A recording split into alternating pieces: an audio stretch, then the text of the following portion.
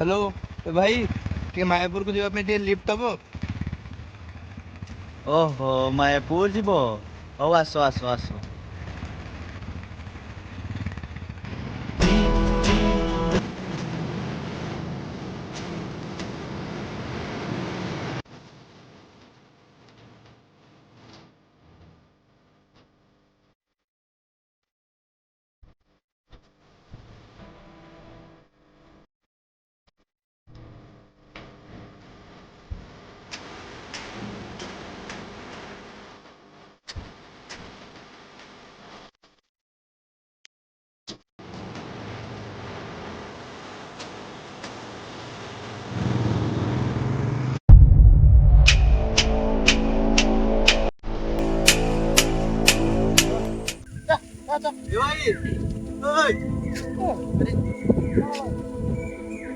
ଭାଇ ଏଇଟା ମାୟାପୁର ତ? କାଇଁ କାହା ଘରକୁ ଯାଉଛ କି? ହେ ନା ନା କାହା ଘରକୁ ନୁହଁ, ଏ ଯୋଉ ମାୟାପୁରର ରହସ୍ୟମୟ ଜଙ୍ଗଲ ସେଇଠିକି ଯାଉଛି। କଣ ମରିବାକୁ? କଣ ଭାଇ ତମେ ବି ଟୁରିଷ୍ଟକୁ ଏମିତି ଡରାନ୍ତି? କଣ ଟୁରିଷ୍ଟ? ପାଗଳ ଲୋକ, ଏଟା ଗୋଟେ ମୂର୍ତ୍ତ ଜନ୍ତା। ଯଦି ବୁଲିବାର ଅଛି ମାୟାପୁର ବୁଲ, ମୁଢି ମାଂସ ଖାଉ, ଆଉ ଏଠୁ କଟ। ମୋ ଛେଳି ଗୁଡା ପଳେଇ ଗଲେଣି, ମୁଁ ଯାଉଛି ହେଲା।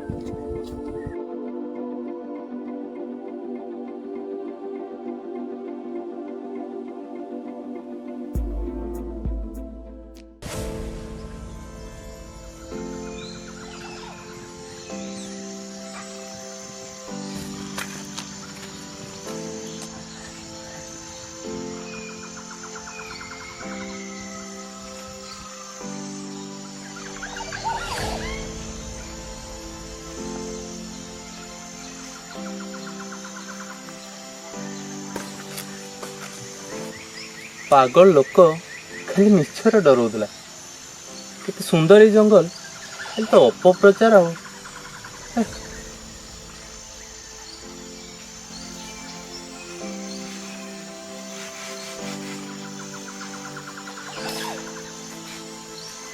ଲୋକେସନଟା ତ ବଢିଆ ହେଇଛି, ବ୍ଲଗ ସଟ୍ କରିଦେବା।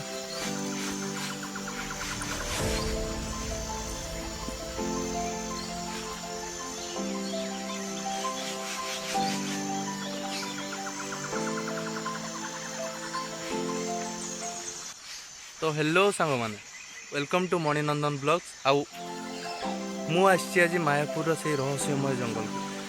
तो कौन रही या पछरे रहस्य, किसी लोक भाई से मिलते से कहले कि कौन ये जीवा विपद ये सी दुनिया कथा कहते बाय द वे देखा जाऊ आसी से सब केते अपप्रचार कर आज तार पर्दाफाश हम।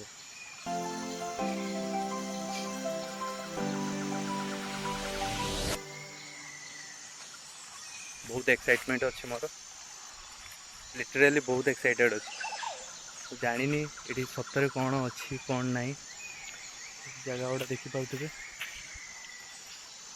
जगार आम ए जाऊे, देखा जाऊ भीतर को जावा। एक्चुअली रहस्य तार पर्दाफाश हो। भाई डर भी तो लगुच कि डर के आगे जीत है। तो देखिए कौन हो।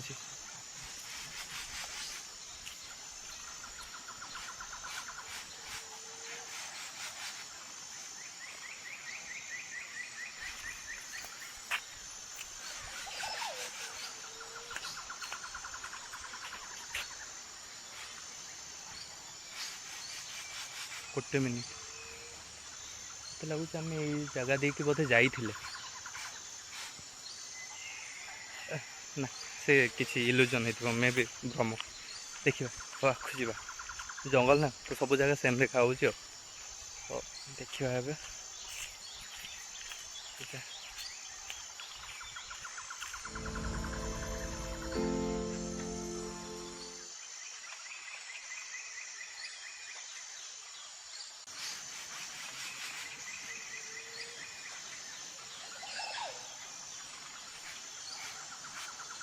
भल जगह अच्छी ये किसी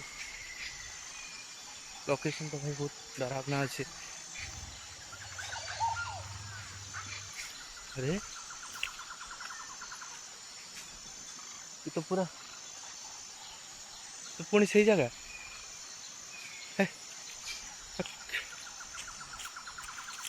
ସେ ସେମ୍ ଜାଗାରେ ସେତେବେଳଠୁ ବୁଲୁଛି ଏଇଠି। ଏବେ ଏ ଚାର୍ଜ ସକାଳୁ ତ ଚାର୍ଜ ବସେଇକି ଆସିଥିଲି ଯେ ପୁଣି ସୁଇଚ୍ ଅଫ୍ କେମିତି ହେଲା? ୟାକୁ ବି ଏଇ ଟାଇମ୍ରେ ସୁଇଚ୍ ଅଫ୍ ହେବାର ଥିଲା। ଫୋନ୍ରେ ତ ଛାଡ଼ ଆସିବନି ଜଙ୍ଗଲ ଫଙ୍ଗଲ ଠିକ୍ ସେ। କାଲି ଆଉ ଥରେ ଆସିକି ବ୍ଲଗ୍ଟା ବନେଇଦେବି। ଆଜି ଜଙ୍ଗଲଟା ବଢ଼ିଆ ହେଇଛି, ଖାଲି ବୁଲିଦେବା।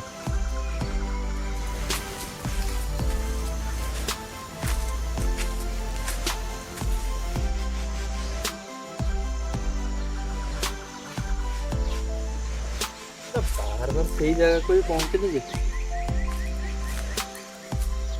ଏଇ ଲୋକ ତ ସେତେବେଳେ ପାଖ ଗାଁ ଲୋକ ବୋଧେ।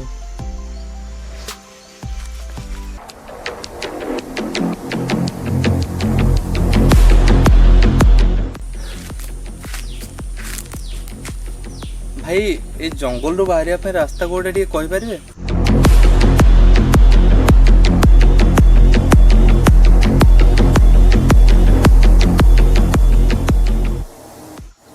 ହ୍ୟାଲୋ ଭାଇ, ଆରେ ଶୁଣା ହଉଛି ଟି?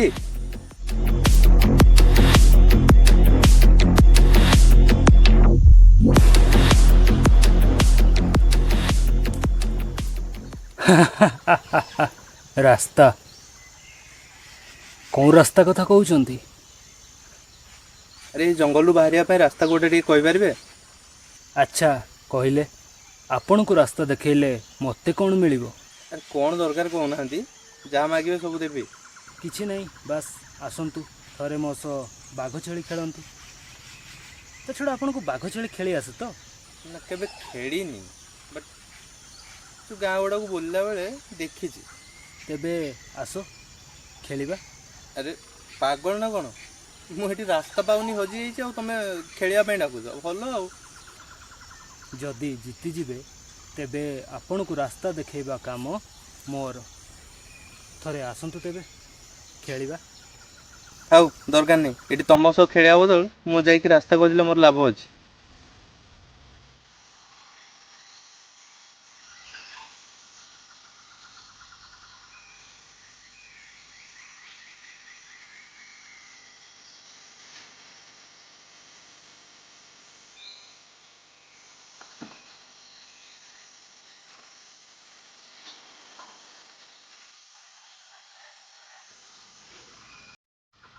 ଭାଇ ଆଉ ମୋତେ ହେବନି, ମୁଁ ତୁମ କଥା ରାଜି, ମୁଁ ଖେଳିବି।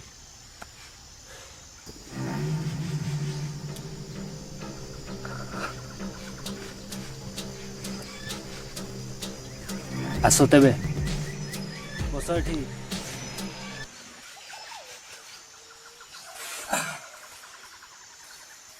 ଭାଇ ଥରେ ରୁଲ୍ ଆଉ ରେଗୁଲେସନ୍ଟା ଆଉ ଥରେ କହିଦେଉନାହାନ୍ତି।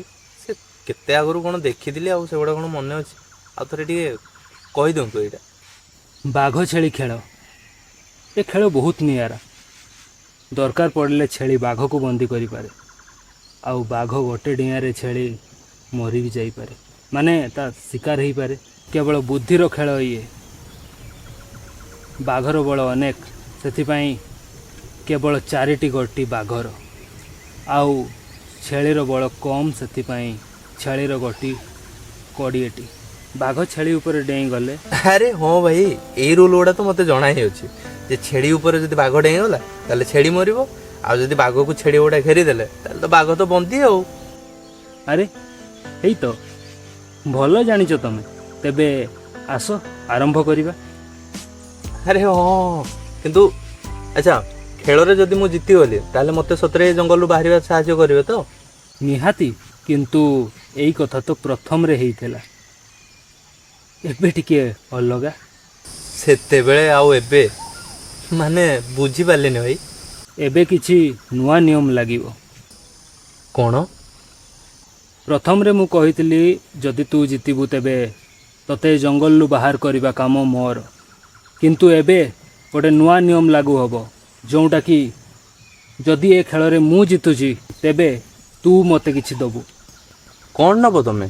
ତୋ ଶରୀରର ମାଂସ। ହାଏ ଦେଖନ୍ତୁ, ଭଲ ମଜା କରୁଛନ୍ତି ଆଉ। ହଉ ହଉ, ଜିତିଲେ ମୋ ମାଂସ ଖାଇବେ ହେଲା। ତେବେ ପ୍ରଥମେ ତମେ ଚଲାଅ, କାହିଁକି ନା ତମର ଛେଳି, ଆଉ ଛେଳିକୁ ଦେଖି ସବୁବେଳେ ବାଘ ହିଁ ଆସିଥାଏ। କାହିଁକି ନା ଛେଳି ପାଇଁ ବାଘ ଶିକାରୀ, ଆଉ ବାଘ ପାଇଁ ଆଉ କିଏ ଶିକାରୀ ହେଇଥିବ। ଛାଡ଼ନ୍ତୁ ସେ କଥା। ତେବେ ଆରମ୍ଭ କରନ୍ତୁ, ଚଲାନ୍ତୁ ପ୍ରଥମ ଗୋଟି।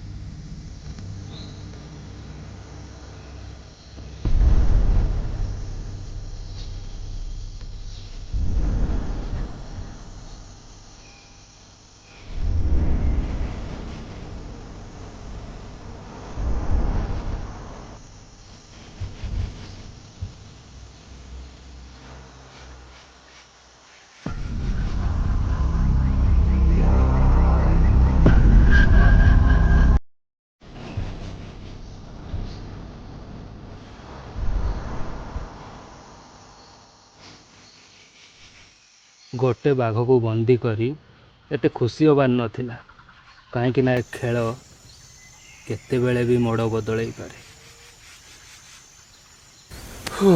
ହଉ ଛାଡ଼ନ୍ତୁ, ଏବେ କୁଆଡ଼େ ବାହାରିବି ମୋତେ କୁହନ୍ତୁ। କୁଆଡ଼େ? କିଛି ବୁଝିପାରିଲିନି ତମେ କ'ଣ କହୁଛ। କୁଆଡ଼େ ମାନେ ଜଙ୍ଗଲରୁ ବାହାରିବି, ଆଉ କୁଆଡ଼େ? ସର୍ତ୍ତ ଅନୁସାରେ ତମେ ବାଜି ହାରିଯାଇଛ, ତମକୁ ରାସ୍ତା କେମିତି କହିବି? ମାନେ ତମେ କ'ଣ ସତରେ ମୋ ମାଂସ ଖାଇବ ନା କ'ଣ? ହଁ, ତମେ ଠିକ୍ ବୁଝିଛ। ସର୍ତ୍ତ ଅନୁସାରେ ଏବେ ମୁଁ ତମ ମାଂସ ଖାଇବି।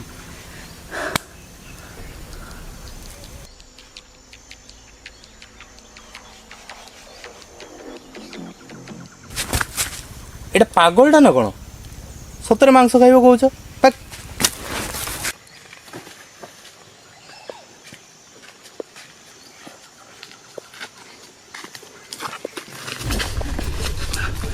କଥା ଦେଇ କଥା ନ ରଖିବାଟା ଗୋଟେ ବହୁତ ବଡ଼ ପାପ। ଏ କଥା ବୋଧେ ଭୁଲି ଯାଇଛ। ଛାଡ଼ ମତେ। ଆରେ ଏ କ'ଣ ହଉଛି? ମାଂସ, ମୁଁ ମାଂସ ଖାଇବି। କଥା ଦେଇ କଥା ନ ରଖିବାଟା ବହୁତ ବଡ଼ ପାପ। ଆରେ ଛାଡ଼ ମତେ। ଆରେ କ'ଣ ହଉଛି? ମାଂସ, ମୁଁ ତ ମାଂସ ଖାଇବି।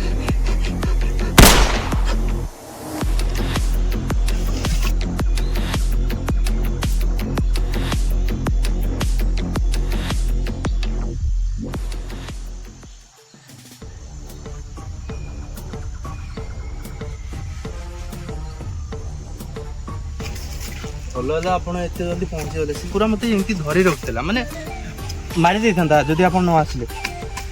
ଆଜକୁ ପ୍ରାୟ 10 ଥର ହେଲାଣି ମୁଁ ତାକୁ ମାରି ସାରିଲିଣି।